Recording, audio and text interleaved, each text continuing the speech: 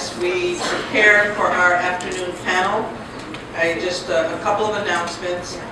We had some literature from the Administration for Children and Families. Rania Ashford, stand up Rania so people can see who you are. So Rania is our federal partner. I like to say she's from the feds. She doesn't like that. But Rania is involved in a program that's called Strengthening Families and Children. Come forward, Rania, and help me with this one. So you're going to try to get out of that one. Good afternoon, everyone. I just wanted to say to Sophie, thank you again for inviting us here today. And I put on the back table some resources from the federal government, kind of an overview of Region 2, which is New York, New Jersey, Puerto Rico, and the Virgin Islands. So I provide technical assistance to all of the jurisdictions on human trafficking, responsible fatherhood, healthy marriage, unaccompanied minors, and a whole host of other programs that are funded through ACF, which is a lot of the programs would be the TANF program, Head Start, Early Head Start, and Child Welfare.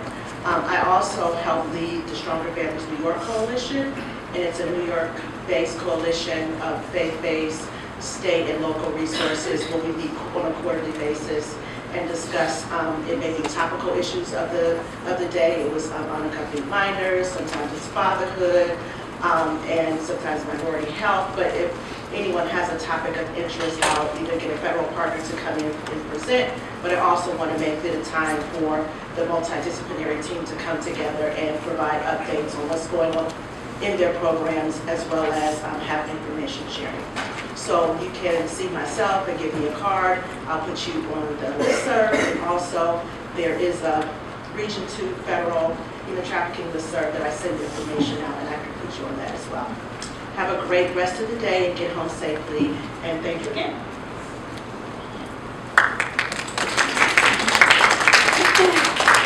So sometimes we work locally and we forget about our federal parent agency, and she mentioned the magical words, technical assistance.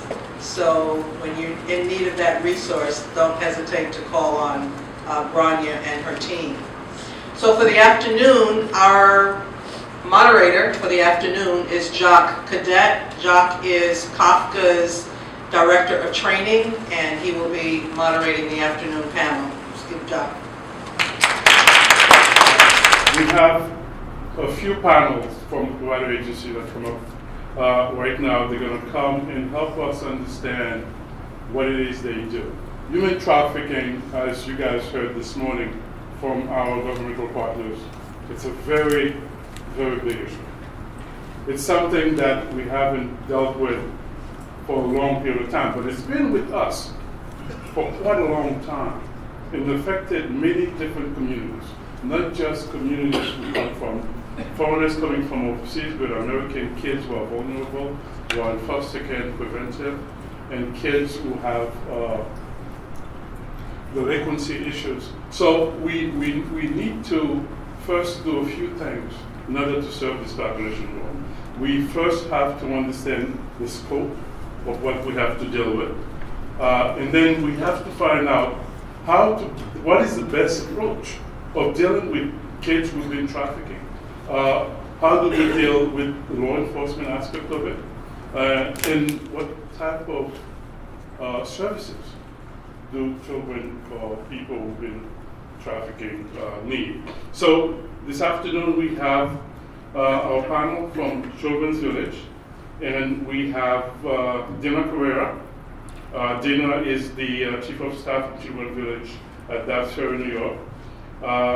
In her role as co-chair of the Children's Village Human Trafficking Work Group, Ms. Carreras also served as COFCCA's CSEC subcommittee in upstate New York, right? And then we have Jennifer Madera, right? And Jennifer has been working with young people for the past 11 years. She is a clinical supervisor for the Sanctuary program at Children's Village. And Jennifer also holds a position of clinical coordinator of CV, of Children for the Safe Harbor program. She's a certified psychologist and certified anger management specialist. Right? And then, what do we have there? Janmarie. Now we have Janmarie from Jewish Child Care Association. And Janmarie is the director of Gateway Program at the Jewish Child Care Association, has been working with the program since its inception in 2009. And she's also a member of New York City Mayor Anti-Trafficking Task Force for Westchester Anti-Trafficking Task Force, in the Westchester Anti-Trafficking Task Force. And Janmarie is also IOFA Child Rights Subcommittee, part of the IOFA Child Rights Subcommittee, and many of the panel and committee that bring awareness to the issue of human trafficking. And we have, who else do we have? Harriette. Oh, Harriette. Harriette Lessel is also from JCCA. She's the director of contract in government relations, right? What we're going to ask our panel to help us understand is not just some of the successes that you have. We sure you have quite a lot of success in working with the population and your expertise, but help us understand, how did you set up your program? What are some of the challenges that you encounter in setting it up? And what type of support did you get from the administration and from the community that you serve? Whether they were helpful, whether there were obstacles that you have to deal with. So give us a little scope of what you have to deal with to be able to serve this population. Hi. So just a little bit about the Children's Village, so you know where we're coming from. We're a larger nonprofit agency downstate New York, but we service New York City, and we service the county in Long Island. We have MST teams. However, we also have our headquarters in Westchester. We service Westchester and the 7 counties from the lower Mid-Hudson Valley up to the Twin Counties. So, not including the Twin Counties. Our programs are ACS funded. We have child welfare programs. We have programs that are NSP, LSP programs, juvenile justice programs, and we have an immigration program. We have cottages where we service youth who are being trafficked. Some who are being trafficked, some who are coming voluntarily. You see them on television all the time. And so we have a lot of different perspectives that we're looking at human trafficking from this issue. The way we got involved in this work is twofold. We did start a Safe Harbor program through Westchester DSS, who unfortunately couldn't make it today. The weather was very terrible this morning downstate New York, and the roads were pretty bad. But they had helped us begin this program. They started this program with us as a partner, and Jennifer works in that program. And it's a small program where we deal directly with youth who have been identified and some who are suspected of being sex trafficked. But we also had heard mentioned throughout different committees and meetings that we want to start identifying these youth. We want to start looking at a screening tool. We want to start screening these youth. So the chief program officer charged me with going out and creating a multidisciplinary team, mainly of the agencies that we're talking about creating the screening tool, and have point people within our agency from these different programs, not agency, I apologize, programs, and start thinking about what kind of screening tools we might want to use. And then we found out, well, there are screening tools that are being developed. Well, we created a multidisciplinary team internally with our foster care department and with Safe Harbor program people and child welfare people.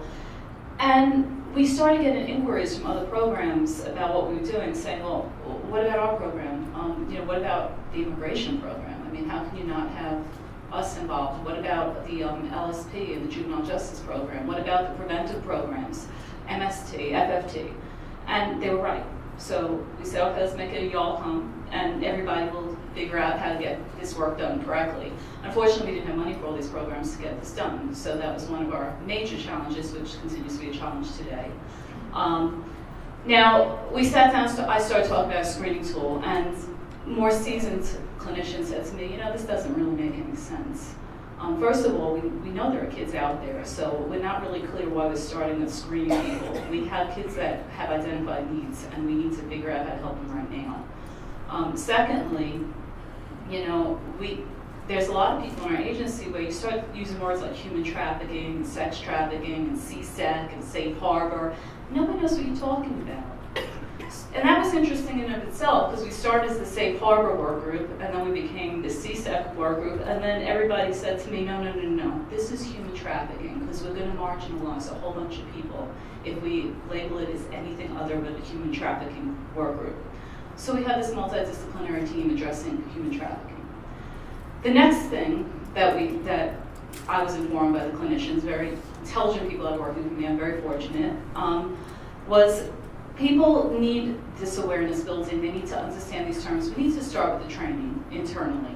So that's what we did. And the Safe Harbor people who were running the program, they worked in partnership with DSS to develop some training. And they repackaged that curriculum so it would cross over the different programs that we worked with and be something that everybody could get a little something out of, even if they weren't residential, or if they weren't preventive, or if they weren't immigration. We wanted to cross-pollinate. And they presented the initial awareness building, which is a lot of what we're seeing in New York State and throughout the country, a lot of these campaigns to make people aware that this is not prostitution. There are little girls and little boys that are being victimized. And we need to label it for what it is. So that's what we started doing within the agency. Then we had even more people come forward and say, oh my gosh, we have all these little boys and little girls here, and we really need to do something about it. So the next thing we started doing was looking at, okay, let's go to the screening tool. Let's go to identification. And then Jennifer wisely said to me, you know what, no offense, all due respect, a lot of these screening tools that are being developed, we're looking at, they're good. They make sense. But when you're sitting down with the child, and this is a theme I've heard you all talking about today, they're not ready to have you sit with the pencil and paper and start asking them these questions. We need to build engagement. We need to build rapport. We need to make them feel safe. And that will come. And frankly, we've kind of identified the youth at that point. We need to understand what the indicators are to then categorize them and then label them. And then why are we doing the screening tool? I hear scope and scale, right? Unfortunately, I've been a part of program development for years.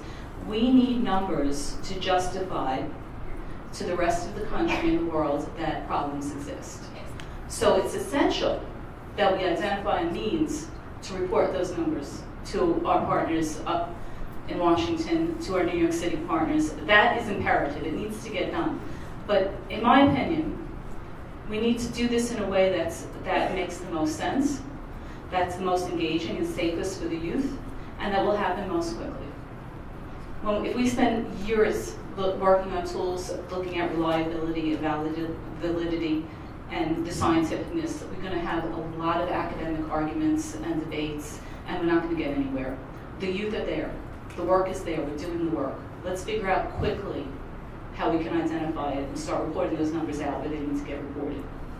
So that we decided we're going to pass around this list of indicators to all the programs and start training the programs on looking at the cases and saying, are there indicators? And then what are the indicators? And Jennifer's going to speak more about the indicators. These indicators are behaviors.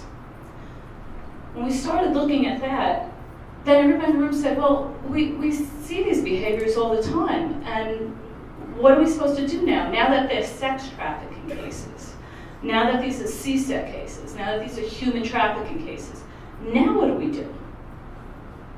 And we sat there for a couple of weeks wondering, yeah, what do we do? Like, what's the program? What program? There's no we want to look at the evidence-based models on the internet. There are no evidence-based models. We do evidence-based work. Wait a second. We do evidence-based work that deals with youth who have the exact same behaviors that we have on these indicator lists, and we're successful with them. We are successfully extinguishing the behaviors of these youth. We are successfully engaging these youth. We are successfully working with the families of these youth in starting to rebuild a connection with their child so they don't label, so they don't go looking elsewhere for love. We have the outcomes. So now what we're trying to work on is identifying the outcomes, how we're getting there, and cross-pollinating across our programs how we're doing the work, depending on which cohort we're working with. So the next step we're at within our agency, within our multidisciplinary team, is we have decided to have a roundtable discussion internally. And we've invited senior level staff. We've invited our executive and our administrative team. And we've invited high-level program managers and clinicians to listen to a discussion from clinicians who've had cases where they've been successful with their outcomes in working with the indicators that we've identified as being youth who have been sexually exploited. So unfortunately, due to weather, we had to reschedule, just like this forum. We're having this in March. And one more thing I did was make some outreach to the FBI, law enforcement. We had law enforcement come into one of our administrative team meetings and give us a presentation on how they're working with this population. And it's so important to include law enforcement. So I invited them back. I said, they said, we have these kids. And I was actually the fire department years ago, and I worked with an interdisciplinary team of emergency services and law enforcement, fire department, and social workers. And I'm a master level social worker, so I was a social worker at the time as well. We were trying to figure out how to help youth who start fires. And just like I heard today, one of the biggest issues we have is when we have a child, a youth that was serving, when there's law enforcement involvement, that's necessary. And it is very necessary to have law enforcement involvement in this. We need to understand how to communicate with law enforcement. We need to understand how we can help train law enforcement, and we need to understand what law enforcement needs from us, to keep those children safe as they go through the law enforcement process. Somebody had mentioned youth who are sexually abused. It's a similar cohort in CACs. If anybody's worked with the CAC, we know how important it is to have all these clinicians in the room with law enforcement as they're speaking to these youth, as they're interviewing these youth, to work together as an interdisciplinary team. We know that there are patrol officers out there, as Sue had mentioned, who, when they present, say the wrong things. They set us back in our work. We need to engage those people. So that, in my opinion, is the ultimate step. Once we get through training, identification, screening, interventions, we want to have those interdisciplinary teams constantly available, so there's a constant conversation and dialogue going on as we're bringing on new people into these different arenas to do this work. So that's where the Children's Village is at today. One of the reasons that I volunteered to speak is a lot of the work I discussed with you is work we have no budget for. So what we've asked is the different clinicians and program managers and therapists from the programs throughout our agency to meet not too frequently, in addition to their regular work, and to do these trainings, and to sit here and put together curriculums, and to create this roundtable, and to have these discussions, and to go back and serve as champions for this cause within their programs, and start infusing it within the programs. So we'd like to figure out a way where we can get some channeled funding to make this happen in all the agencies and infuse it and intertwine it with all the work. But that's where we're still scratching our heads, and hopefully some people today might have some good ideas about that. So we also wanted Jennifer to come because she works with the youth directly. So she's going to tell you a little bit about the indicators, and she's also going to be available to answer questions about what it looks like to really do this work, because I haven't done this in a while. I've been working from the macro level. So Jennifer.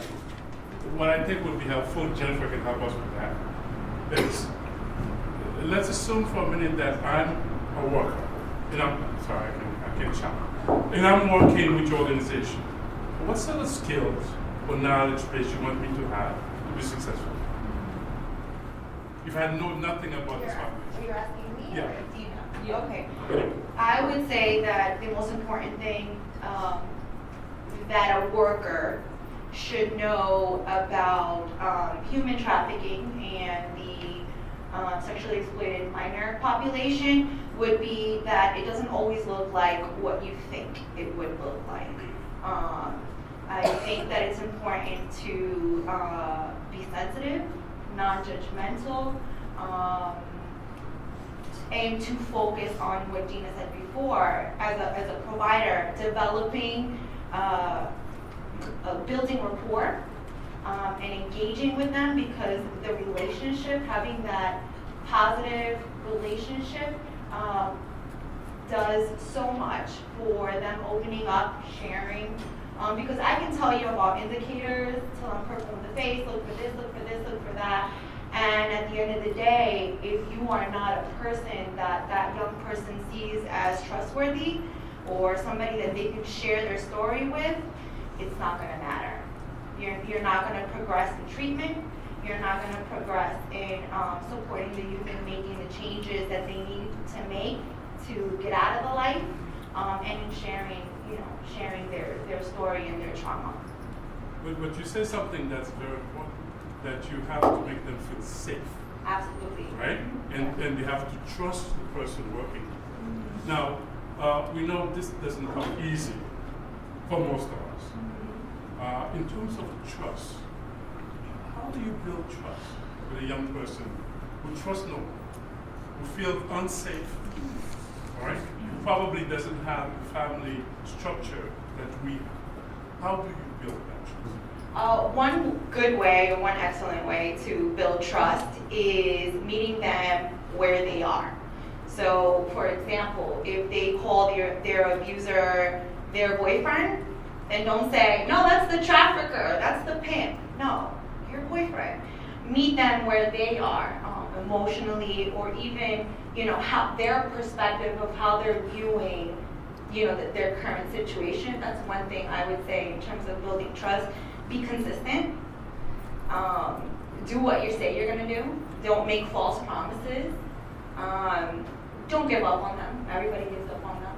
Understand that they're going to make mistakes, and they're going to relapse, and they're going to go through periods where they say they want to do the right thing, and they want to change, and they want help, and they may start out on that road and kind of take 10 steps back, but not giving up on them. Okay, you did this, that's fine, that's in the past. How do we move forward? Providing them opportunities, providing them resources, just trying to overall be genuine in the work that you do, maintaining good boundaries, right? Understanding that they come from trauma backgrounds. And when I say boundaries, I mean in terms of, things like touch, being mindful of your language. So referring to them as prostitutes is not going to elicit trust.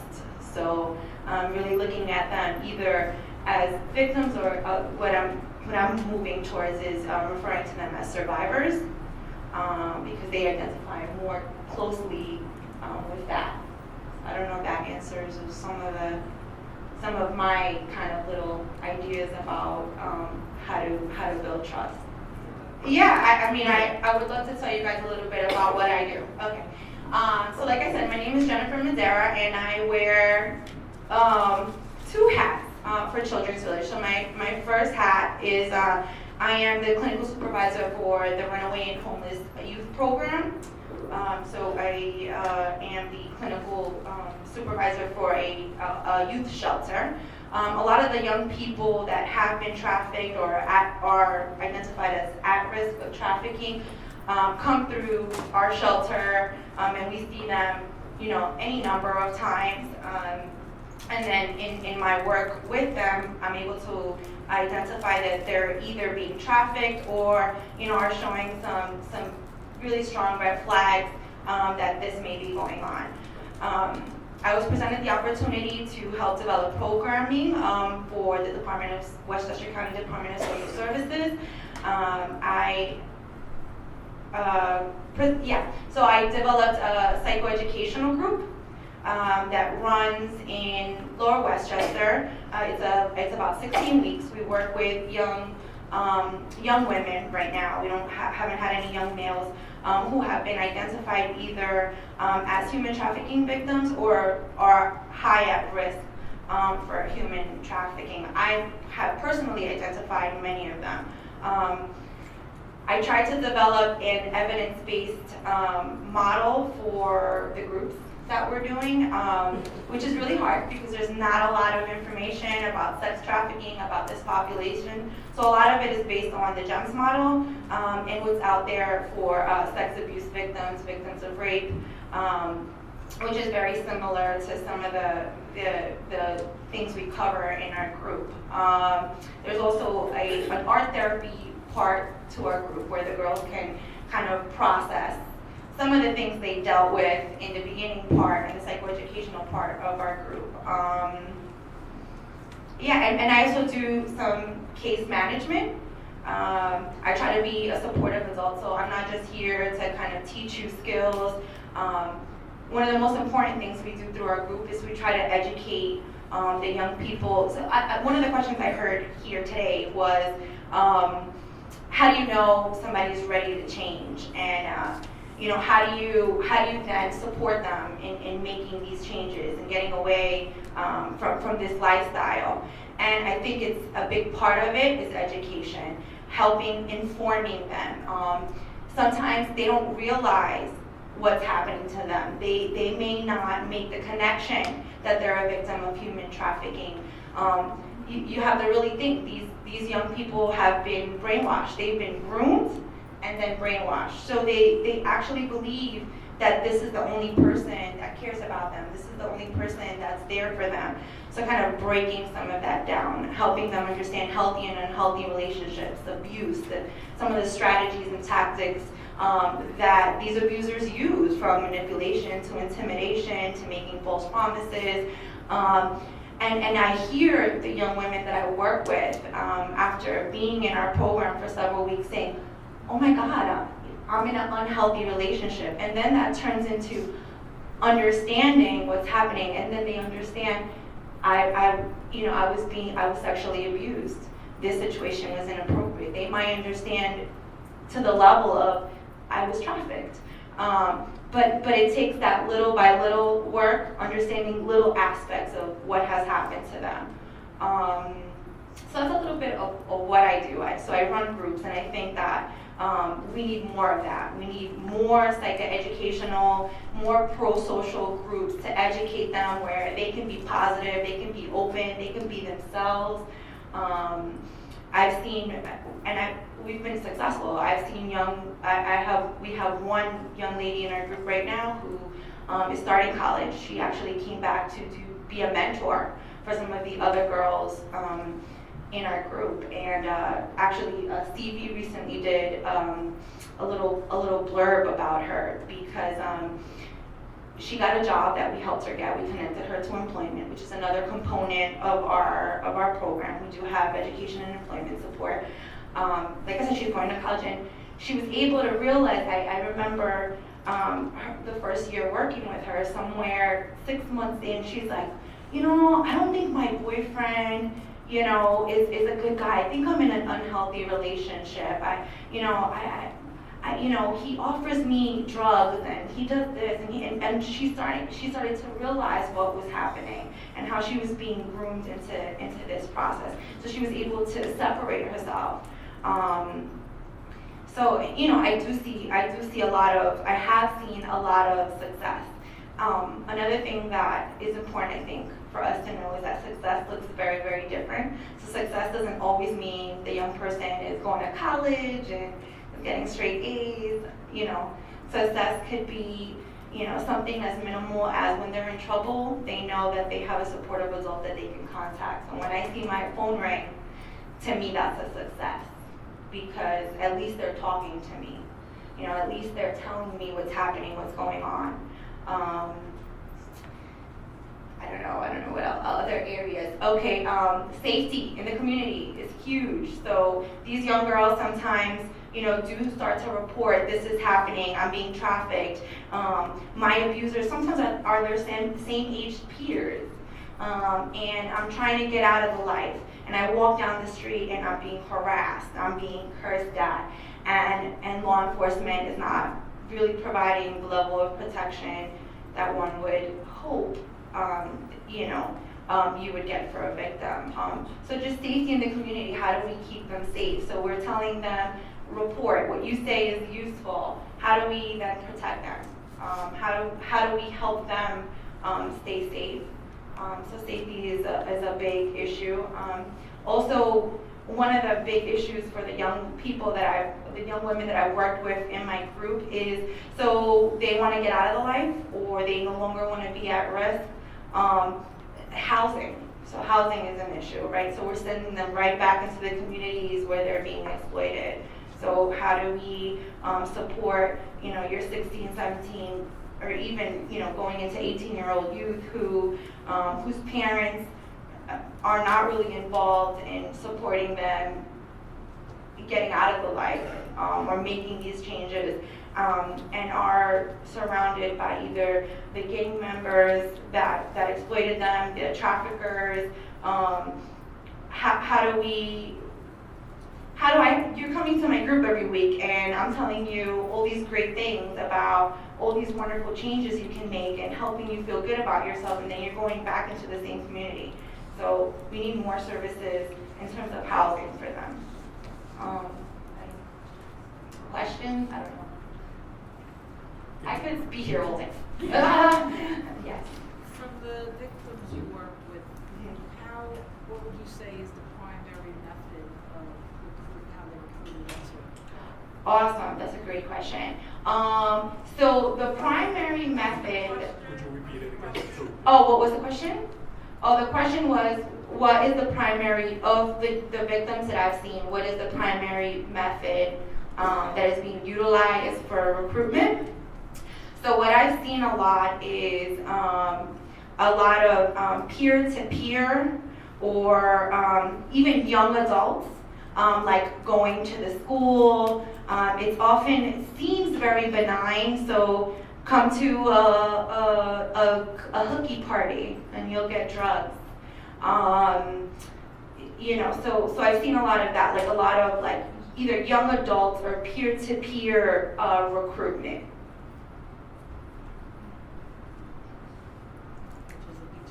Yeah, right. And especially the huge challenge is I think that the schools are not often privy to what's going on. My very first case, which was a confirmed youth, it was her 16-year-old school peer who recruited her. He was part of this group of individuals who were organized, and they were selling drugs in their respective community. And they would go to the high school. He went to the high school, and they would utilize him to recruit girls. And how he did it is, so you're my girlfriend, and I love you, and come meet these people. And they get her hooked on drugs, so on and so on. And then next thing you know, she's trading sex for drugs, trading sex for money, ads on Backpage. So I see a lot of that. How long are you able to keep kids in your program? Okay, unfortunately, until age 18, I'm allowed to work with them, and then after 18, if they qualify for mentorship, they can continue working with us. I tend to say, if you need help or you need a recommendation and you need to call me, just, feel free to do that, and I'll still connect them to resources. Hi, my name is Harriette Lessel. I'm the Director of Government Contracts and Advocacy at Jewish Child Care Association, JCCA. I was just going to give a brief description. JCCA is one of the oldest and largest child care agencies in the country. It serves over 16,000 youth and families each year with an array of services, so residential, foster care, preventive services, early childhood services, mental health, I'm sure I'm leaving some things out. We run an alternative transfer school for overage underprivileged youth, and we run a number of programs funded by the New York City Department of Probation, so justice-involved youth. The Gateways program that Janmarie is going to describe came about as a result of 5 years of advocacy on the part of JCCA to be able to open up a long-term treatment program for commercially sexually exploited youth. We were very fortunate that a board member of JCCA was in the campus when somebody from GEMS, is there anybody from GEMS in the audience tonight? Oh my, I'm sorry that they were unable to show up, but anyway, I wanted to give them a shout out. And the board member was so impressed about the program and the need for services that she was determined to open up another program. And so JCCA is now the only child welfare-based treatment program, long-term treatment program for commercially sexually exploited youth. And I'm going to turn the mic over to Janmarie, who is our expert. Good afternoon, everyone. So I'm going to give you a breakdown of Gateways, some strengths that we've had, and some gaps and difficulties that we've had, and how we work through those difficulties. So as Harriette was saying, it took a very long time for Gateways to be opened. Gateways was opened in March of 2009, and that was the Child Welfare Cottage, which has 12 beds. In September of 2012, we were awarded 6 beds through the Close to Home initiative Close to Home, which is an alternative to incarceration for youth and a non-secure placement. We got 6 beds for that, so in total, we have 18 beds. Now, when you hear 18 beds, when we have a problem that is between 100,000 and 300,000 youth, that's a sure. In the beginning, when we opened Gateways, there were many difficulties. Everyone wanted to help these youth. Everyone knew what their vision was. But how do you work with these youth? What do you do when you have youth that are in a cottage? Cabin fever kicks in when you have school in the cottage. You have rec in the cottage. You wake up, you eat in the cottage, lunch, breakfast, dinner. Did we have AWOLs? Every day we had AWOLs. We had 5 AWOLs in one day. We had to fight and get them back, just keep pushing. Was it frustrating for staff? No, to know, you could not even imagine how frustrating it was. And at that time, I was the case manager. So I was the one who was trying to figure out, what do we do? How do we do this? We're just not working. We all sat down and we thought, and we went through, this population is totally different than a residential treatment center. It's not just generic. We have to have something different, some type of model. So all of the clinicians, everyone came together, and we decided that we were going to work together to find a model. We had to, of course, do a focus group with the girls first to figure out what is it that you need? What is it that would help you? A lot of the girls at first are like, well, I want money. I want true religions. I want jeans. Yeah, I only give us $175. I need more than that. So we're like, okay, that's in our head. Now, for any regular teenager, you want to look nice. You want an incentive. There's something. The first thing we thought of was, something? What can they have that they see that's going to be that reminder for them? That's what we came up with bracelets. So when a girl enters the program, they get a Pandora bracelet. And we have come up with a developmental model. And as they go through the model, they get a charm. And we have a charm ceremony. We acknowledge where they were, where they're going. And through every phase, they get more responsibilities. They are given more, latitude to kind of, they have an on-campus job in one. When they're towards the end of their process with us, they, have an off-campus job. They might be traveling independently. Now, this is between 6 to 12 months, because this is what our program is. The ages that we work with are between 12 and 17. We've had as young as 10, and we've had as old as 18. So you can see how having a cottage of 16 and 15-year-olds and a 10-year-old can be very challenging. We've had youth that have come to us from being exploited in school by a peer. Some were exploited by their parents. Some were exploited by someone that approached them on the street and said, something, let's go get something to eat. It takes 72 hours for a female to be groomed, and at the end of that 72 hours, he can easily force you to do it, or he can use his gift of gab, which they call the gentleman. There's 2 types of pimps and madams. There's the gentleman, and then there's the gorilla. The gorilla's gonna force you to do everything that you're not supposed to, that you know you wouldn't be doing. But you have no choice. Why? Because he's threatened you, he's threatened your family. And if you don't, you are truly afraid that something's gonna happen to you or your family. Then you have the gentleman who's talking to you and saying everything. This is the person that broke you down and built you back up. So now you're in a placement, and it's like, he told me this was gonna happen. He told me my mother didn't care. So how do you, as a worker, sit down and talk to this youth and get through her head, you know something? Number one, you're priceless. There's no price tag that can amount to what your worth is. Number two, that we're here to help you while we have you here and we're making you follow these rules and regulations. And then three, how are you gonna get back home and be, quote unquote normal? Because that's what they think. I'm a hoe. I'll always be a hoe. That's what I'm gonna be looked at.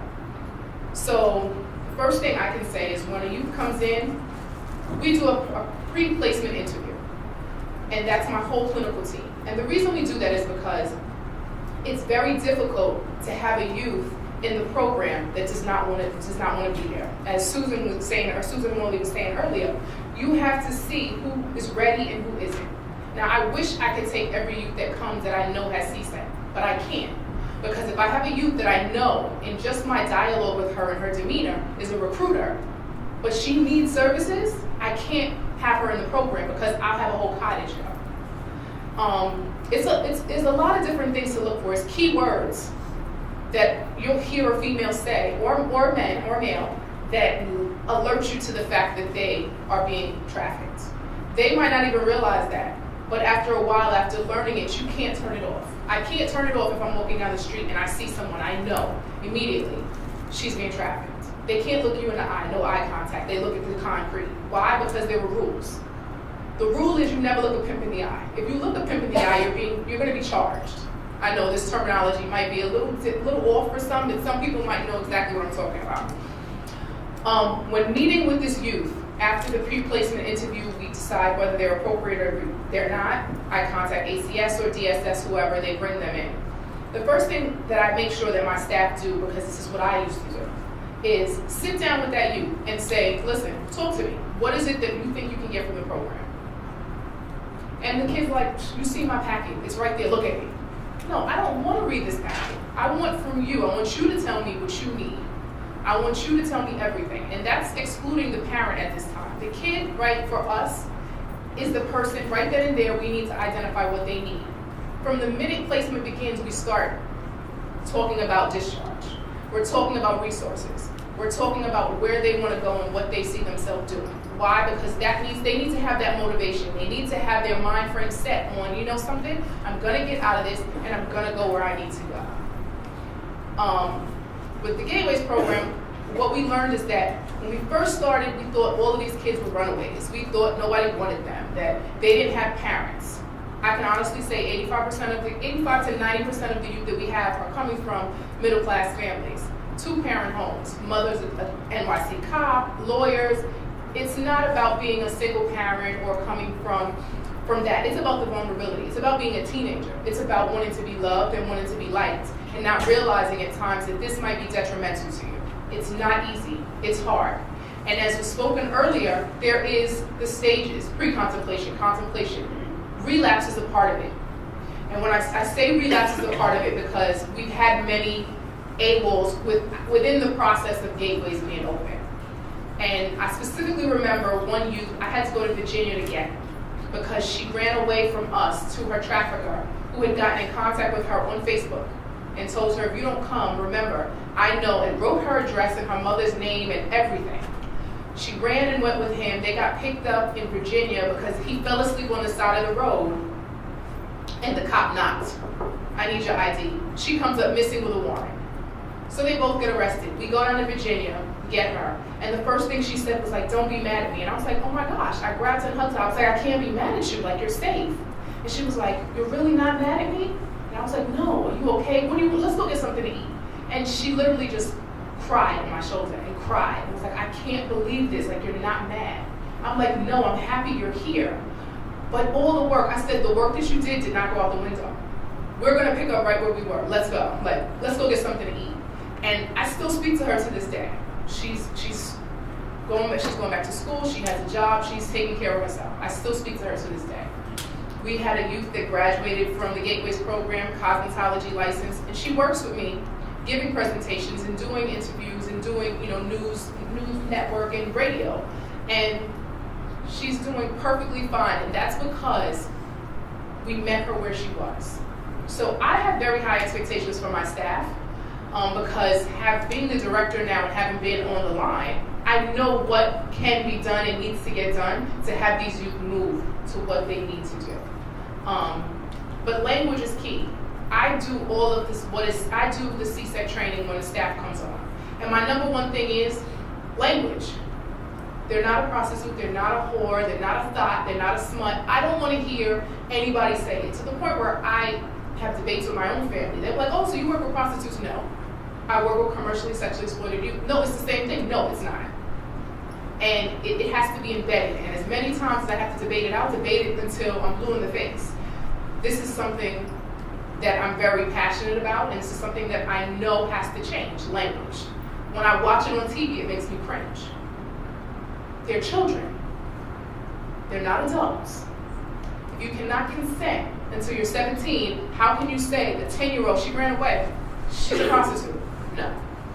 So I know there were a lot of questions, and specifically what hit me, and I was saying, Harriette, when I get up there, I'm going to answer them. How do you know a youth is ready? You don't. You don't know a youth is ready. They don't even know they're ready. You'll see little changes in them. Even if it went from, some youth that have been sexually abused, and we know they have hygiene issues at times. They don't want to shower, or they do, or they can't take care of themselves to the extent that we think they should. You'll start to see changes. You'll start to see them making their bed, following chores. Of course, they're teenagers. Their mouth might be a little reckless, and they'll say something to you or be disrespectful, but you'll start to see them working and opening up more and talking about different things and just letting you in. Every time I look at it like a window, and at times you get a crack and you'll get just enough air in to let you, oh. That's how you have to look at it when you're trying to work with a youth. That window is going to take a while to open up. But once it's open, be prepared to take in everything that they're saying to you and use it. It's valuable. Use it and show it back to them. Do exercises with them. It's not tech. They're human beings. They're people before they are our clients and residents of our programs. They're human. They want love. They want attention. They want to know that they are going to be taken care of. They want protection. These are the things. Everything that we want is what they want. Janmarie, you're obviously very sensitive Yes. to this issue, and you've developed great expertise. Now, how do you help your staff develop the same type of expertise? Okay, so my staff. I train my staff myself with a psychologist on my team, which is a little challenging, being that I have a lot of hats that I wear. But I can see a lot when I work with staff, and I go through the curriculum, which is a 2-day curriculum. I can see who's going to actually take in this information and use it, and who's just sitting in the training because something, this is a job. This cannot just be a job to you. And that's the first thing I say. If this is just your paycheck, or this is why you're coming, this is not the right program for you. This is not the right field, and I'm quite blunt about it. I also make sure that my staff go through different training. They go through, of course, every program we have, crisis management and possible restraints that have to be done, which for my program, I speak to my staff, that is a last minute resort. At times, if you're a danger to yourself and others, it has to be done. But that, when I say is the last minute resort, I mean that's the last resort. A lot of the staff, we do team building, because a lot of it is the staff working together with these youth. They have to know that their triggers, they have to know their frustrations, they have to know when to tap out, because we are human. Everyone has frustrations and certain things that will happen that are triggering. I've had staff that have worked with me that have been victims of sexual abuse or have been victims of sexual exploitation. And, they have to know when to self-disclose something, when it is necessary and when it's not. There's a limit to everything. But I'm very big on my staff, my open door. If there's a staff member that's having an issue, I can be busy, but I tell them, listen, I'm very busy, but if you really need to talk to me or something's going on, like, no, Ms. Brown, I need you now. All right. And we all have open doors in the sense that it gets frustrating. And if there's anybody that we feel needs more training or has what it takes but just doesn't have every tool that they need, I'll send them to training. I'll work with them personally. I'll have my resident supervisors shadow them, or they will shadow my resident supervisors on how to work with the youth, because everyone's different. So it's not a cookie cutter. You have to come at every youth differently. But it's about training, it's about understanding, it's about the language. I think the language is the biggest thing, and knowing that they're youth. Stop looking at them as, oh, you know, some of them will like, they talk, some of them you look at and you're like, she's what, she's 15? Looking like she's 25. Take what she looks like off and look exactly where she is. Well, she wants to play jump rope, yeah. She never played jump rope. Let her play jump rope. She's 16, but she might not have done it because she's been in the life for 5 years. It's about understanding, it's about seeing them as people and not a product. Any questions from you? Have you found some good ways to identify recruiters when you're admitting a new youth? Yes. When recruiting, a lot of the times, you know, the first thing I say is that, you know, this might be rather sensitive to you. At any point in time that, you know, I have to ask questions. If you don't feel comfortable, say so. If you feel comfortable talking to one person, that's fine. Other people I'll ask to step out. A lot of the times you can hear it in the lingo that the girls use. There are certain words that stick out to me. One of them is bottom bitch. That's the top one that sticks out to me. Some of the girls will say, well, you know, she was there and we were vying, we were fighting and trying to be that because I'm trying to be the bottom bitch. And I'll say, what do you mean? Explain that to me. And as they go further into it, you know that she's trying to, you know, get the affection and the interest of this man. That is their goal when they're in, as they call it, the wife-in-laws. There's also certain things that she'll do. The recruiters have certain rules, have more leeway than the other girls do. So a recruiter, if I'm in an interview with a recruiter, and she's looking me right in my eye, not breaking her eyes at any point in time, not flinching at anything we're saying, kind of nonchalant, that's a red flag for me. Because I'm watching your body language, I'm watching a lot of what you're saying and what you're doing, and there's a high level of confidence. In no way am I saying that she hasn't been trafficked herself. But it also depends on how long you've been in the life. If you've been in the life a week or 2 weeks, 9 times out of 10, you're not gonna be a recruiter. But if you've been in the life for 2-3 years, and you're working with this man's hand in hand, and you're telling us, oh, well, I didn't do all of that, I was the one who was, you know, grooming the girls. Immediately, you're a recruiter. Sometimes it's not as easy to see. There was one girl that I did not know she was a recruiter. And she had a lot of us, you know, kind of, the wool was pulled over our eyes for a very long time. That was one of my first cases in 2009. She had been trafficked by her parents from 9 until 12. And then that same person she was trafficked with, she then became his bottom. He sent her to our program because there was a girl that was there that he knew was there. And she had information that he was afraid would get out. That information did get out and he got 40 years. But she was a recruiter and we found out. But after that was when I started to look very closely for recruiters, because honestly, it's kind of like trial and error. It's like, there's no definitive answer. I can tell you that there are certain cues that I pay attention to, but there were some people that, there's rules. There's really a book, a handbook to this. All right, we have another question here. I lost it. Okay. It might come What back. happens to the young ladies when you find out that are, Could you speak a little louder? what happens to the young ladies when you find out that they're recruiters, like you put them next away, 40 years or however long they get sentenced, but what happens to the young ladies? Because they're also part of the trafficking, but they just get caught up in the life, start doing these things, what happens to them? Okay, so we have had recruiters, and the recruiters that we've had usually AWOL a couple times and then come back. Majority of the ones that we've had that have come back, we've been able to work with. The one specifically that you're referring to, we came back to us, but when she came back to us, she came back and was pregnant. As a child welfare agency, we don't have youth that reside on our program for too long once they're pregnant. Once they're pregnant, we have to send them to a mother-child program.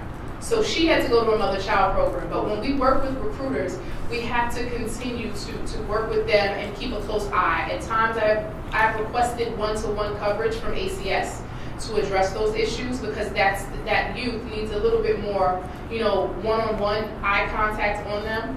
I won't, of course, let the youth know that that's their one-to-one. I'll just have another staff on, kind of closely paying attention and watching and listening to what's happening. That's the way that we've been able to work with recruiters. As Harriette was saying, there's not too many, there's no residential treatment centers I can say, okay, she's a recruiter, let's send her here. We don't have that ability, so we have to continue working with them, and then when we deem whether they're appropriate to return to the community or they're not appropriate to return to the community, so they have to go to, let's say, another higher level of care, residential, or they need to go to a therapeutic foster boarding home. But we still have to work with them. Yes. You were saying you have a curriculum for your staff that you use for training your staff. Is that something that you've developed yourself, or is it something that's a resource? Well, the curriculum that we have right now is what we got from GEMS. We all went through GEMS, Train the Trainer. There are, we work with youth in a residential setting, which is different than GEMS. So we're looking into stuff, but right now what we're using is GEMS. Yes. So your cottage that you have for exploited children, they all are residing in the same cottage together. Is there a reason why they're all in the same unit versus, is that just like how your program is set up? Like, I know you have an NSD program, I believe, and then I've just heard that you had your cottage for exploited children. Mm-hmm. So why are they kept in that specific unit all together and not kind of? Okay. So what we've realized is it's difficult to have youth that have not experienced commercial sexual exploitation with youth that have experienced it. It's kind of like substance abuse. We liken our model to substance abuse. You can't necessarily, not saying to service someone you have to go through what they went through, but when you're doing groups and you're doing therapeutic interventions, whether it be arts in action, whether it be urban word, whether it be, therapeutic horseback riding, and you start to talk about traumas and things of that nature, it's better to have someone that has the same experiences that you had. Now, what we also come to realize is that the child welfare population is more at risk now and more vulnerable with CSEC. And more youth on our campus, because we have other programs on our campus, have experienced commercial sexual exploitation and domestic trafficking. But Gateways was specifically designed to have the CSEC population all together, so that's how it's been. That was set up that way. And we have the NSP program that has the 6 beds for youth that is an alternative to incarceration for youth that have been charged with prostitution. And the NSP population that we have, right now, the population that we have now are youth that want to change. They don't want to go back to the pimps. But we've also had youth that have been in and out of, juvenile detentions from like 10 to 12, 11. Some of them don't have any family. So it's like, oh, wait, I can open this door, I just wait 15 seconds and the delay goes, I'm gone.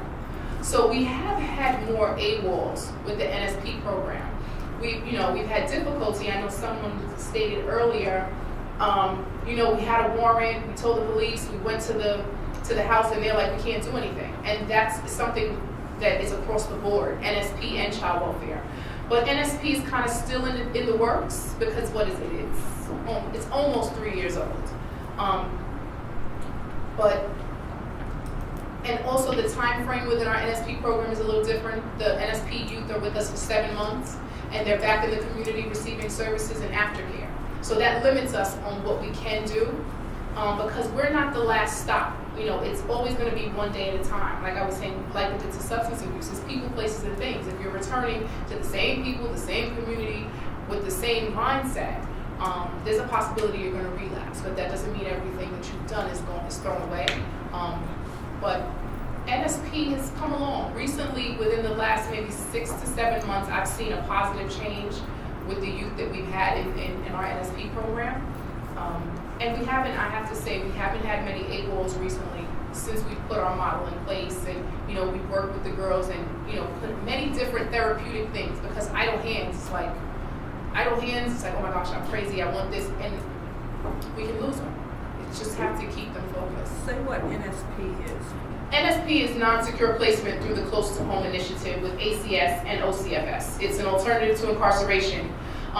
It's called Close to Home because a lot of youth were placed in detention centers, they were at Try-Ons, they were at different places, Staten Island, and they weren't getting the therapy and the treatments they needed. So ACS and OCFS worked together and put homes in the community where the youth will be, we have 15-second delays, we have alarms on the windows, but they're closer to home where therapy is being done as opposed to them being incarcerated. We have one last question in that. Janmarie, I'm assuming that most of the girls in the CSEC program have not been charged or adjudicated for prostitution. Assume that's true. Some. Okay. NSP specifically, because since 2008, with the passing of Safe Harbor, most of the youth that we have are now coming with pings. That's what I'm going to ask. Girls who aren't charged or adjudicated for prostitution, are they typically adjudicated for something else? Yes. Kind of getting to what's the mandate for treatment. Yes. What's the mandate for them to be there and stay? They're not purely voluntary placements, I assume. No, we have voluntary, for child welfare, we have voluntary and we have pings. That's because, like I was saying, Safe Harbor's 2008. Since years have passed, there have been more, there have been more stipulations put into the Safe Harbor Act. So we have less and less kids that are coming with JDs, which is great. Do you have CSE placement? No, we do not. Because you don't take them? No, we don't take CSE programs, and that's one of the gaps that we have. We've noticed that many of the youth that are being exploited recently have severe developmental delays. Gateways cannot take any youth with an IQ under 70. So I've been getting quite a few referrals with youth that are, between the IQ of 69 and 52, which we cannot accept. So there is no program for youth with developmental delays, which has been causing a great deal of issues for us as far as them being able to grasp the concept of the groups we have, the programs. And those youth are being sexually trafficked? Yes, more so than anyone. At this point, more and more of the referrals I've been receiving are for youth with, developmental delays. It seems like we're just beginning to learn about this population. There's a lot to learn, a lot to know. And I'm sure you guys will stick around, so probably have a lot of questions. One more. I have a quick thing that I want to add. I know everybody here is really interested in the clinical, and I'm really glad to hear that. But I wanted to give a 30-second commercial spot about advocacy. Because I think it is critically important for child welfare programs to be involved in advocacy around this issue. Jewish Child Care has been involved in Safe Harbor advocacy for a number of years. Again, think about how the Safe Harbor Act was even conceived of, right? And it was folks from GEMS, right? They said, how is it that somebody could be arrested for, being a prostitute, saying that they've consented, that this is something they want to do, when they don't even have the ability to consent to sexual activity in the state of New York by law. It was a wonderful realization that was wrong. And they fought for many years and got the Safe Harbor law passed. And that's why we are seeing changes now in terms of what's happening to kids. And, in the different courts, they're working on different ways to make sure that they get to treatment. And people have always talked about that carrot stick thing. What happens if you don't have something to hold over their heads, but does that also traumatize them? But so be it, we have this law. And then as part of the law, there was supposed to be money put in to ensure that there were going to be alternative treatment programs. And of course, that didn't happen until 2011. And frankly, for the whole state, it was a mere pittance. It was something like, $1 million. But through advocacy on the part of COFCCA, child welfare agencies, and others, ECPAD, sorry, I don't want to leave out anybody who's been involved, we were able to raise that to $3 million, still a pittance for the state of New York. But I think we're hoping that it will go up and up. JCCA has been involved in advocating since the creation of gateways, because we felt like we were on a roll. We got gateways developed, and even though we do not receive safe harbor funding, we think it is just critically important to ensure that there's adequate programs out there in the state. But there, as we've heard, and I was really glad to see this article from City Limits and everybody's packets, there is strong anecdotal evidence, and probably more than anecdotal evidence, that commercially sexually exploited youth often have a history of child welfare involvement. That these are kids. Now, we are at the beginning of understanding it and really trying to develop models both within child welfare and outside to treat them. But I would urge you to use your voice to make sure that New York State commits the resources that's necessary. We need an array of programs. We want more residential treatment because we believe that's a great way to cut that, sort of like cord between exploitation. But then, of course, there's the other youth that would never agree to such a program. We need to look at the different kinds of things that are needed, whether it's educational, vocational, outpatient therapy, all that kind of stuff.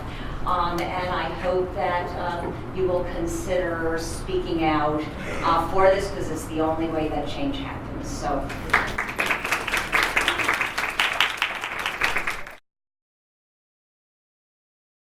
Thank you. Good afternoon, everybody. We'd like to share with you this afternoon a little bit of why we do what we do, and how we do it. We're working with kids and families who have been exploited or who show high indicators for exploitation. And that includes childhood sexual abuse and running away from home. These kids, once they get further involved in exploitation, as we can see, really lose touch with their surroundings, their friends, families, dreams, and their bodies. Very few disclose that this kind of abuse is occurring. And there are many, many such kids in New York City, as well as throughout the country and abroad. They generally do not come to mental health clinics. Our kids are often crisis-ridden due to having experienced multiple traumas. They have great difficulty modulating their feelings and behaviors. Many are unable to conform to any kind of schedules and can't attend school regularly. Our kids were often victims of earlier childhood sexual abuse. I'd say about 90% of the kids we're seeing have that in their histories. And at adolescence, we find they experience a high degree of distress and are easily triggered, and likewise trigger their families. They also run away from home. Of note, again, they make unsuccessful therapy patients as they don't show up for sessions. We believe that childhood sexual abuse is, in many, many cases, an intergenerational family phenomenon. We see the repetition of this pattern of abuse occurring throughout multiple generations. It often impairs development, and it affects people throughout the life cycle. We often see learning and memory problems and dissociation with these children. Some of the effects of having to keep secrets to suppress the reality of the abuse. We see difficulties with forming trusting and intimate attachments. When the abuse has been sadistic, there's greater potential for the victim to become an abuser. There is a tendency to reenact, to identify with the aggressor, and we may see a fusion of arousal patterns with violence.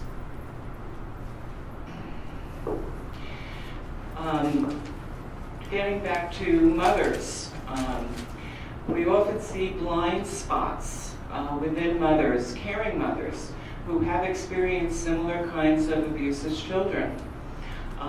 These are the mothers who never told the secrets in their own families of origin, who believed that their secret keeping held the family together, who protected their siblings in the family from the same type of abuse by enduring it themselves.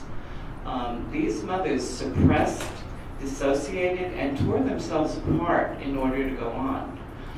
Some of the effects of these tremendous psychological efforts are that they've lost their ability to screen, to assess warning signs, to see what was happening in their own homes in many cases. Because as memories are suppressed and repressed, accompanying data also becomes out of reach. And we believe that mastery is the key in order to end the cycle. And we believe that we can help with this. We responded to an RFP in 2009 that was offered by the Administration of Children's Services to offer services to sexually abused, exploited, and trafficked youth and their families. So we're a program that works outpatient and works with the entire family. And having worked with sexually abused and exploited population throughout my career, I saw this as an opportunity to design a program that would successfully bridge the gaps between the child welfare and mental health systems, meeting the needs of youth who are very, very much at risk. We were awarded this contract and began to provide these services in 2011. So we're now going into our 4th year. Our practice model is that of providing relational family therapy in conjunction with child and family trauma-focused CBT within a very flexible format. And flexible is key because these are, as we said, kids who are not going to come to a weekly appointment, who are not going to be prescribed how to come and when to come. So we have to be flexible and work with them from where they are. And these modalities, these clinical modalities, are interwoven into a general prevention format. Currently, our approach is to assess the risk in the family. We're evaluating the strength of the relational bonds between the young person and the family, particularly concentrating on the primary parent or caretaker. We're also assessing the level of trauma symptoms and the degree to which the youngster has a sense of and an ability to be in control of their emotions and behaviors. And we utilize a comprehensive psychosocial, developmental history. We implement the PTSDRI assessment tool as starters, in addition to reviewing materials and speaking with other persons who the child or family has worked with in the past. Primary negative behaviors we hope to help change are running away from the home, self-harming behaviors, and involvement with CSEC partners. We also try to change behaviors in the home, such as scapegoating, over-blaming the child, and abusive behaviors. We believe many of the young people we see have been running away from something unpleasant or intolerable, which unfortunately has happened in the home. And the other side of the coin has been they're running too. There's CSEC perpetrators who promise support, affection, but of course do not follow through. Hi, I'm Heather Sutter. I'm the program manager of the St. Luke's New Beginnings program. So just to piggyback on what Barbara's already said, our specific population that we target are males, females, transgender, anyone, part of the LGBTQ community, ages 12 to 21. One thing to keep in mind is if the youth has had a history of being in foster care or is currently in foster care, this does allow them to stay with us from 18 to 21. So a lot of folks don't really know that, and that's really important to know. And again, as we've already said, and as we've been hearing all day, a lot of the youth that we see involved in CSEC have had such traumatic histories. They've had their own sexual abuse, grooming, family relational issues that lead them along this way to get involved in CSEC communities. And these are the kids, the ones that don't necessarily identify as being involved in CSEC yet and maybe aren't at that place to start talking about it. Those are the youth that are, we want to start working with before, to speak about that preventive measure that we were talking about earlier. We want to prevent it, the problems from getting worse for them. So one thing in terms of the population that we work with, we require that all family members living in the home, even if transient, are active in our services. The perpetrator cannot be living in the home. At the time, our models don't really allow for that.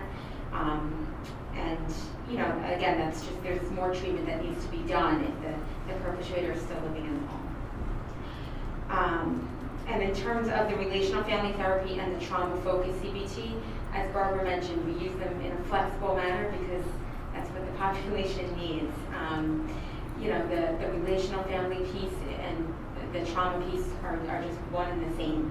We need to get to the bottom of what's been going on, what is causing the youth to flee from home to these, perpetrators that in their heads look like loving, nurturing people in their lives, and as we know, don't end up being that in the end. The relational family therapy piece helps to really address the disruptions, the sense of safety, the loss of security that's already happened. And the relational family therapy was actually originally started by Ackerman Institute for the Family, and the model's been great for us. The trauma-focused CBT piece we do with the parent and the adolescent at the same time. And that's really key, getting the parent or the caretaker involved from the beginning to not only understand what's going on, but to be able to provide that support on an ongoing basis. It allows coping skills, it allows for training of behavioral management, really understanding what's going on for the family and the individuals at the same time. And again, going back to the communication, what's already happened, where can we go, future planning, how do we make sure everybody feels safe and understand how everything is connected. In terms of challenges that we've had with staffing, New Beginnings has 5 licensed master social workers. All of them are trained in trauma-focused CBT. We have ongoing training in relational family therapy from a specialist that we have come in. And the caseload size is 12, which really we want to allow and make sure that clinicians have opportunities to meet the clients where they are, whether that's at a coffee shop, near their school, wherever that is. If they can't make it to the office, we don't want to lose that opportunity to meet with them and bring them in and make sure that they're safe. Janmarie, you brought up a very good point. It's sometimes just that seeing the child, having them see that you're not angry at them, you really just want to make sure they're safe is just the building blocks to the work that we do, because they haven't experienced that. They sometimes come home and parents not understanding what's going on, really not understanding what's going on, where they are when they're not home. What's leading to that anger is what we see, and it's what they see, and that's not what it is. It's caring, it's concern. So it's a lot of time training the parents to just put the anger aside and the concern aside, obviously, and just allow them to come back into the home. As many other service providers I think can identify with, turnover is a common challenge that we all face, especially when dealing with trauma and dealing with CSEC topics. It's a lot for clinicians day in and day out to be able to hear these stories. So we really pay a strong focus to self-care, making sure we're paying attention to burnout, making sure clinicians are taking time off and recognizing if they themselves need a time out. That can really go a long way. We also pay special focus to vicarious trauma. We institute trainings to address vicarious trauma and just make sure that everyone knows it's real and vicarious. There's nothing wrong with practicing self-care and taking care of yourself. And in terms of when we're hiring staff, we're very transparent that it's tough stuff that we're talking about, and you have to have an unconditional passion for working with youth impacted by sexual abuse, exploitation, and trauma. It's hard, easier said than done, as we all know. We heard from the other panelists how difficult it is to deal with this population. Now, could you tell us a little bit about some of the problems that you encounter in dealing with families and the kids themselves in your program, and how did you resolve it?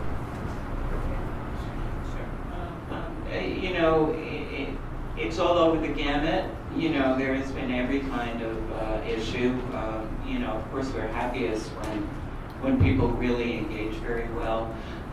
We've had some instances where the child just refused to come home, and mom said, "I'm thinking of changing the locks," and that's it. I've had it, and we've been able to convince the mom not to do that and to reverse her course and help lure the child back in. I've talked about this before. Having this mom, instead of that, in terms of helping her change her, transform her anger into the concern and caring that was beneath that, the mom was at some point able to cook her daughter's favorite meals and leave them in the fridge, because the girl would come home during the day when mom was working sporadically and would eat the food and leave her dirty clothes there. So she was able to cook her favorite foods, leave her notes that there was a plate for her in the refrigerator. She did laundry for her. She didn't necessarily wash the clothes the girl brought home, but she left her clean clothing, and she left her notes telling her how worried she was, how much she missed her, and how much she wanted to see her. And eventually was able to save this girl. Vice was involved with this, and she was in a very dangerous situation. So this is an unusual kind of case for us, but it really runs the gamut. Sometimes it's a child who we don't see. Sometimes a parent will, not be able to shift, not be able to stop blaming, and those are, of course, the most difficult cases. But and sometimes the kids keep running away, and I think it was discussed. You sometimes move forward and then you move back, and it can be very discouraging for the workers who care a great deal to see a kid starting to seem to do well and then be gone again. But actually this month, 2 of these girls came back after a couple of years. They're both mothers, they both have babies. One was living in a residence for teen moms, and the other is back with her mom. And they came on their own asking for services, and because they got something out of it. But I'm happy to talk about challenges too. Yes, please. Shall I do that please first? Okay. I wanted to say that starting and running a successful program of this kind really requires a great deal of work. One with establishing and maintaining community partners, as well as internal collaboration, as well as collaboration with Child Protective Services and NYPD. It requires almost constant oversight and self-examination. What is working and what is not? How can we improve upon what we're offering? And it requires great flexibility, a rigorous interest in treatment and services, I believe. It requires ongoing expert training for the staff in the modalities that we use, as well as about the needs of the population. And as Heather noted, it really requires a very passionate and talented staff for it to work. And so in the last 4 years, there have been many changes of tightening up things, of adding things, of subtracting things, and we feel that we're doing where we want to be right now. But we still have to think about this, you know. And we're the sole program funded by ACS to work with children who have been abused, exploited, and vulnerable to exploitation along with their families. And a unique part of our program, and one of the things that makes this work, I believe, is that we don't charge fees. All of our direct services are fully funded. Caseloads are sized so that when the kids or the families don't come to us, we go to them. This includes, as Heather said, their homes, the schools, it could be the park, it could be McDonald's. We can meet them where they are literally and figuratively. And I think this is very important to be effective with this population. And as noted, they don't self-identify, nor do they conform to the routines established by mental health clinics. And I think there are wonderful clinicians in mental health clinics, but mental health clinics have to sustain on a fee per session structure. And therefore, they can't work with these kids long-term because they don't commit. The nature of our funding really gives us the opportunity to be creative in our approach and to work with the family, which we believe in the end is often the child's greatest source of strength if we can help the family to really be there. It helps kids from falling through the cracks. So it has been our gratifying experience that with successful engagement, and we can't do this with all, but with many, families have been able to hear their child's experience, to tolerate a larger variety of their child's expressions, to develop a capacity to express their concern and empathy, which the child has really needed. We've seen inter-family relationships strengthened. And in those cases, many of these kids have stopped running away, no longer needing to escape from that stressful, painful situation at home.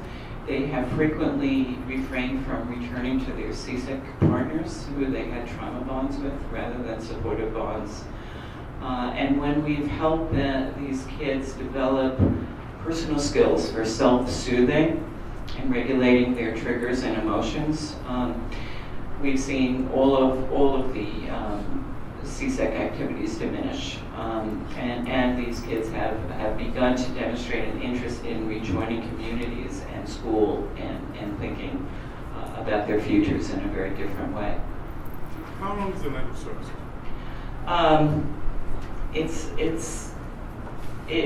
We do not have a strict guideline, which is a wonderful thing. It was thought to be an average of 1 year. We know that it's not realistic, although we see some families go less than a year, and we see, I'd say on average, 2.5 years.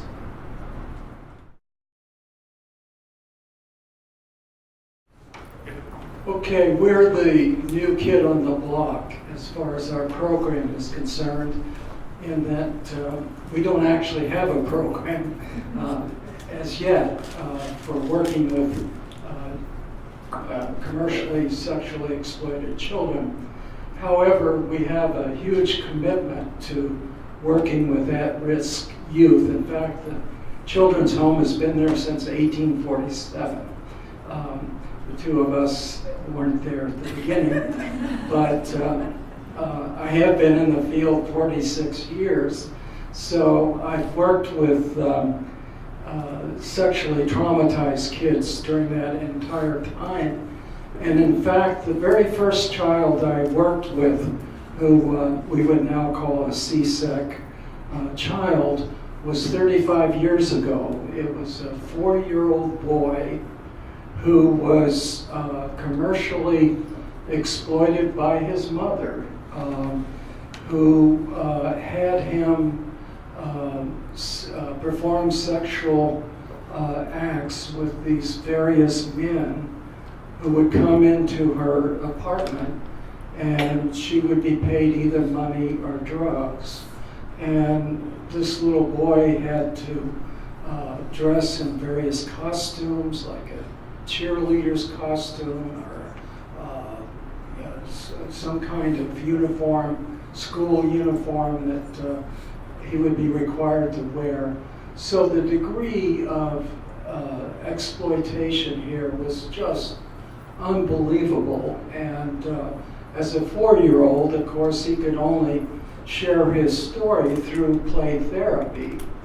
And I'll never forget, one of his scenes was to set up a pet store. And this pet store supposedly took in animals from families who could no longer take care of their pets, and then sell the pets to good families who would take care of them. But instead, the store owner killed the animals. So that tremendous sense of betrayal and deceit and people ending up betraying you in the most primitive, sadistic ways was a theme throughout all of his play. I suggested we get the animal rights people involved and put a stop to this. So he thought that was an okay idea. But he could only go with it for a certain distance. The animal rights truck came to the pet store and loaded all the animals onto the truck, but the truck only got just a little ways down the hill. It turned over, and at that point, all the animals were killed. So we were back to the drawing board because, like most of these young people that Lori and I have worked with at the children's home, the issue of trust is way beyond what you typically encounter in kids in the child welfare system. And even though the law changed in 2008, I think it was Janmarie who was talking so much about the language, how it's in the language. And these kids feel, no matter how we try to help them look at it differently, they feel that they've been whores or prostitutes. And that is such an insidious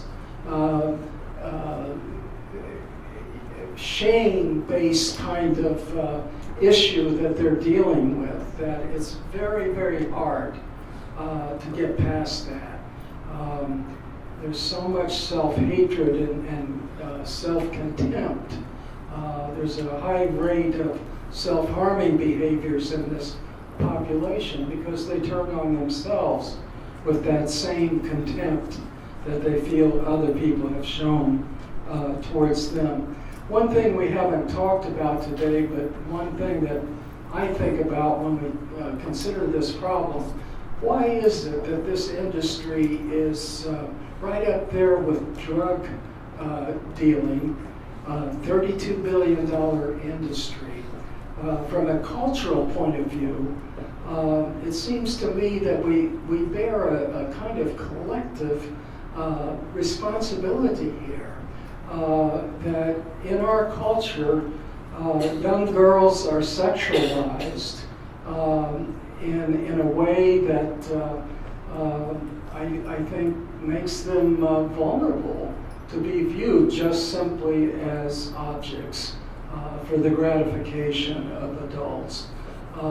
So there's a lot of cultural influences here that I think set the stage for this horrific problem that we're encountering in our programs.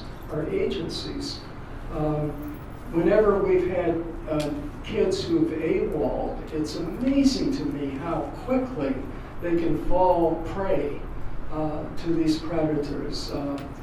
We had an adolescent girl who ran away from our program, and within 6 hours she was gang raped by a group of men who were paying the apartment owner for their chance with this 15-year-old girl.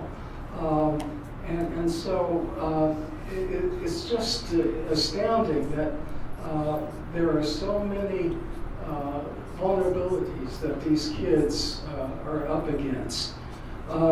In terms of the clinical work, one of the concepts that's coming out of neuroscience that I think is incredibly pertinent to our work is affective windows of tolerance.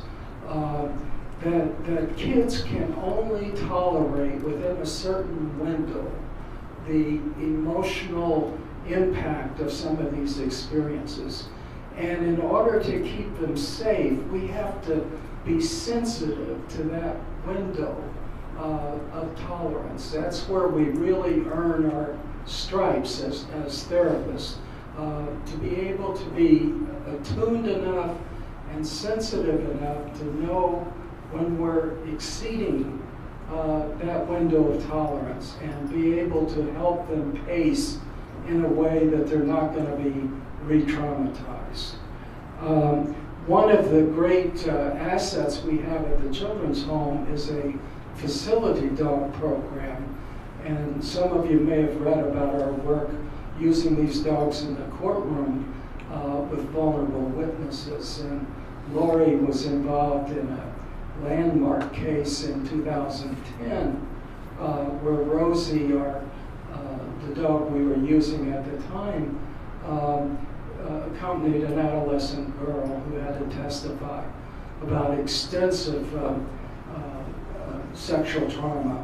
And with the help of Rosie at her side, a golden retriever, she was able to withstand the hour and 15 minutes of testimony and cross-examination. And this has led to more and more use of these dogs, and now we have Rosie's grandson, Ace, who just his presence in the room makes kids feel safer, more trusting, calmer. And sometimes the trauma narrative can happen within a couple of weeks with these kids, where ordinarily it would take me 6 to 9 months to earn that kind of trust. But the ability of their dog to make a bond with these kids and to help them feel safe is just amazing. And some of the more recent neuroscience work, the work of Stephen Porges and Bessel van der Kolk, they talk about how these traumatized victims need to feel viscerally safe, because it's to a large extent their physiological system that is geared towards fight or flight, and they're jumping out of their skin. They're so uncomfortable in their own skin because of all of this hyper arousal that they feel. And just petting the dog, getting down on the floor with the dog, has a way of calming that physiological arousal. And partly by the release of oxytocin, there have been a number of studies that indicate petting a dog, or even gazing at a dog that you're bonded with, releases oxytocin, which is a feeling good hormone, the hormone that mothers get when they nurse their babies. And that helps to buffer them against traumatic exposure and help them to cope with stress. We haven't talked today about the other side of the coin, which Lori and I have seen a lot in working with the trafficking victims that we've had at the children's home, and that is resilience. It just absolutely amazes us that given what these kids have gone through, how incredibly resilient a number of them are. If you were to talk to one of these girls, if she were sitting right next to me at this moment, I don't think you would believe that she was a trafficking victim, because she's just a very personable, polite, likable young lady who's doing well in school, and she's just remarkable. And so we should never lose sight of the self-reparative forces in these kids and not be too quick to jump on pathology. We're all trained to pounce on pathology, but I think in terms of helping them change, we get so much more leverage by looking at their strengths. And just one final note of caution, and give the microphone to Lori. I think we should never assume that we know these kids or that we understand them. I find that kids get really furious when we come across that, I know what your situation is. I think we should do more listening and being open to their experience without being quite so eager to categorize their experiences or to classify them or label them in some way. I learned so much by just listening to them. And so I would urge all of us to retain some sense of humility in working with these youngsters. They can teach us a lot. But for me to say, I know what that's like, I don't know what that's like. To be beaten because you're not feeling like going out in the street and turning tricks. I have no idea what that would be like. So I would just share that bit of caution with those of you who are fellow clinicians. Okay, I am a clinician at the Children's Home of Poughkeepsie, and I've been working there for 7 years. And I would say within the past year and a half, 2 years is when we started hearing about the CSEC population. And like Dr. Crenshaw said, we don't actually have a program designated for exploited children. So when we do get cases in, we've had a few confirmed cases. I think that probably some of the other children that have come through our program probably had been exposed to that as well, but at the time it wasn't a talked about issue, so unfortunately it was most likely missed. But within the past 2 years, I've worked with 3 confirmed cases, all girls, and one had been trafficked internationally, while the other 2 have been trafficked here in the United States. And I think that training is really important. When I received my first trafficking case, I was not very much aware of how to work with a child that had been commercially exploited. I did a lot of work with her with TFCBT, but some of her behaviors within the group home that she was residing in were a little bit different than some of the other kids that had maybe just been, I don't want to say just been sexually abused, because sexual abuse is a significant issue. However, some of her behaviors were maybe a little bit more concerning than the rest of the others in the house that I was not really aware of because I wasn't familiar enough with the exploited population. This particular young lady ended up she was placed with us when she was 17 and signed herself out at 18. So unfortunately, I only worked with her for 12 months, and probably the 12th month is when she told me her story. So it was just, we had just gotten to the point of her being able to tell me what had gone on with her in another country, and then she signed herself out of care.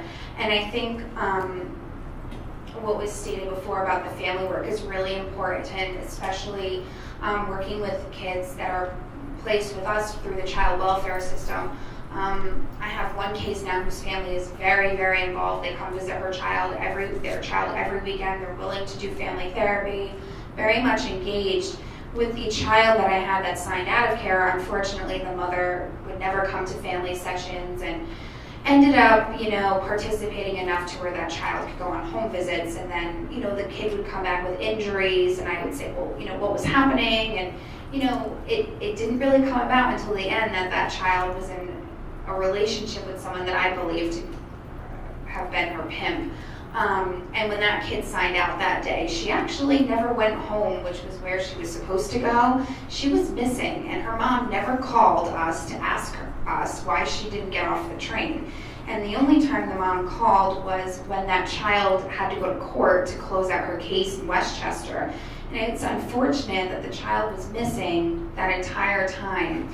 However, I did give her my cell phone number, which my intern is sitting in the audience today, and I wouldn't recommend that because your field advisor might not like that. But that kid called me a couple weeks ago after she had a physical altercation with that man, and she was smart enough to call me during the actual altercation so I could hear what was going on over the telephone. And I was able to contact the police, and they were able to do a welfare check on her. So creating trusting relationships with the kids are really important, along with the families if you can. The Children's Home is really interested in creating a program specifically for exploited children. It's been very interesting hearing the other agencies here that haven't had funding and they've been able to create it anyway, or all of the years that it took for a program like JCCA to create a program. So in the meantime, while we don't have a program, Dr. Crenshaw and I both serve on the Dutchess County Task Force Against Youth Trafficking. So that is a committee that we sit on within Dutchess County with different agencies within the community that are all committed to working with the exploited population. And our idea is that eventually each one of the agencies that sit on this committee will have, hopefully, maybe somebody such as a safe harbor coordinator so that we can have a system-wide response in the event there's a case that emerges. The other things that we're actively doing is that we've been to several trainings through the task force, and then Dr. Crenshaw and I have conducted in-services for our child care staff, the supervisors, and the other clinicians within the agency in order for them to be trained on the indicators, the push-pull factors of this population. Again, I think that that's really big because I wish that I had known about this a year and a half, 2 years ago when I had gotten that first case. But now that I've been trained a little bit more, I'm able to tailor my skills with TFCBT and some of the other clinical work that I do to fit this population in specifics.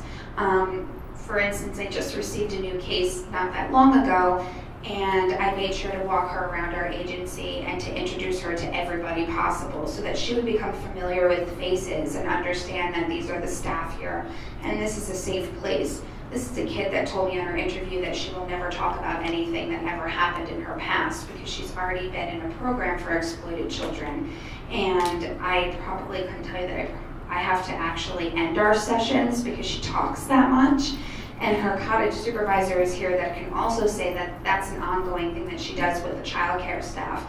So we've been able to provide a safe environment for these children to be able to talk about what's happening with them. One of the other things that our agency we've been able to do is provide court advocacy. While we haven't had an exploited child go to court yet to testify against traffickers, we have had children go to court to testify against their perpetrators, and the utilization of the courthouse dog has been instrumental in being able to provide effective testimony for those kids and resulted in convictions. The other thing is being able to connect with them, with the ADA, the DA's office, law enforcement. We are the advocates that go with them, that sit through the trial preparation, that offer the assistance. We assist those children in establishing relationships so that they can provide effective testimony and give information, which I think is really very important. The only other thing I think that I would want to touch on is that we're just very interested in learning more and more about this population and learning more about how to be able to create a program for this population. Like I said, we do receive referrals for abuse and neglect children, JD and PINS, and so that's actually how some of these youth have come into us. So while they're not placed because of exploitation, they've been placed because they're running away from home. So we are making provisions within our agency to provide services for the population.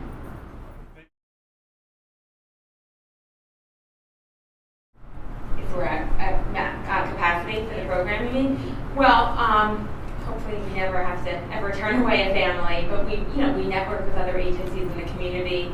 We would always connect that family with someone else. We would never just turn them away. Sometimes it's a matter of timing also. I mean, we might not today, but we might in a month. And, we're citywide, so, it really depends on the community and the issues and the ages, and et cetera. Just have one last question for the panel. Given the fact that many of these sexually trafficked kids coming from other countries from time to time, are there any cultural issues that becomes a barrier to provide services? I think that it's important that if there are cultural barriers, to not depend on the client, to educate the clinician on their culture. I think that we have to be proactive as clinicians to go out and look up the culture in regards to where that child might be coming from. To date, I haven't really experienced that. I think that we're pretty diverse at the children's home, and we do have kids that come from other countries. We've seen a lot of kids come in when that they've been born and their parents have come to America and the grandparents have raised the children and then brought them back into the country when a new sibling has been born, and kind of had them become a caretaker for the new sibling.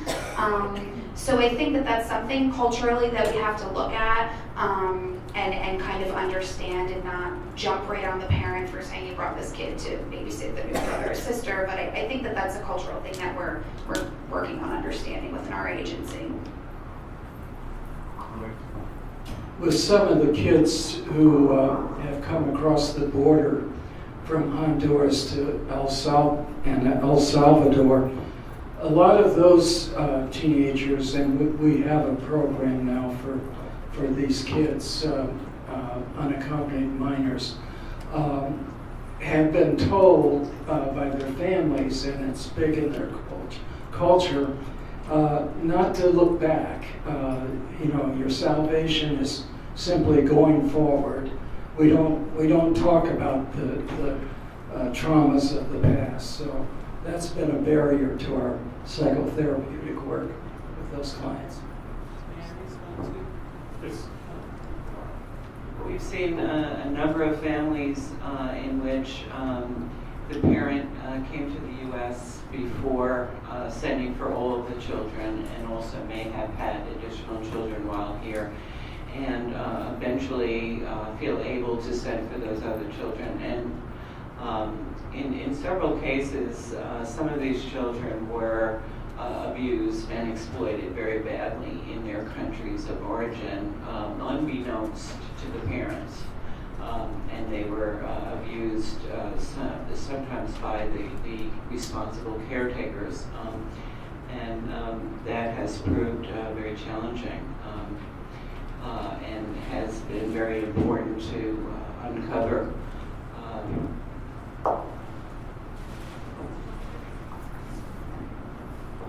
Sorry, your question triggered another thought for me. So for those that aren't familiar with the sanctuary model, a core piece is the self model. And I think that's very very applicable for CSEC youth. The SELF model is safety, emotional management, loss, and future. So even if you don't go through the model in a straight line, it's important to touch upon each of those areas with the youth. Emotional safety, emotional management, loss, and future.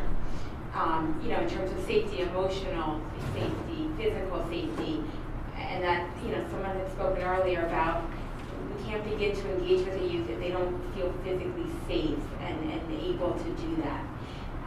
Emotions that, again, sometimes look like anger or oppositional behaviors, that's thrown around so easily. It's once we have conversations and look at that deeper, what are we really seeing connected to the emotions? Losses that the kids have had that have brought them to the CSEC lifestyle. And what are their future goals? What is their motivation and hope that's going to get them through this? So that was a very good question. Thank you.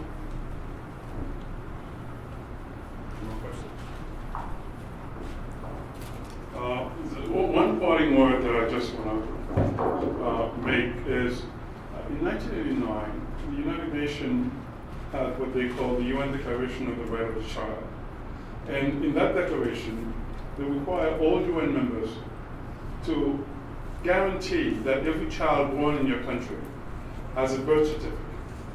Now, for us, this is elementary. It's something that happened automatically. But without the birth certificate, many kids are vulnerable to trafficking because it's very difficult to tell whether there's a child or an adult, especially if they've been abused since they were little. Physically, they are not growing, and they can be 23, 24, 26. They look like a child, but this is an adult we deal with. And especially kids who come to this country undocumented tend to be very, very vulnerable because there's no way of anyone to know that they're here, or even when you know that they're here, to know who they are or who they belong to. So I think Dr. Crenshaw make a remark that really I think I need to reiterate as a parting word. Sometime when working with vulnerable children and young adults, we tend to think that we professionals, and we do know a lot about what we do, but we really don't know these kids. And I think that's where the rubber hit the road. When you realize that that person is going through something that you have no idea personally about. We have the resources, we have the expertise, we can help them, but we need to learn how to listen. It's something that I had to learn the hard way. What is listening? And it's very different than hearing. And I thank you very much from the Children's Home Poughkeepsie, and we thank you very much from Sinai Central Board.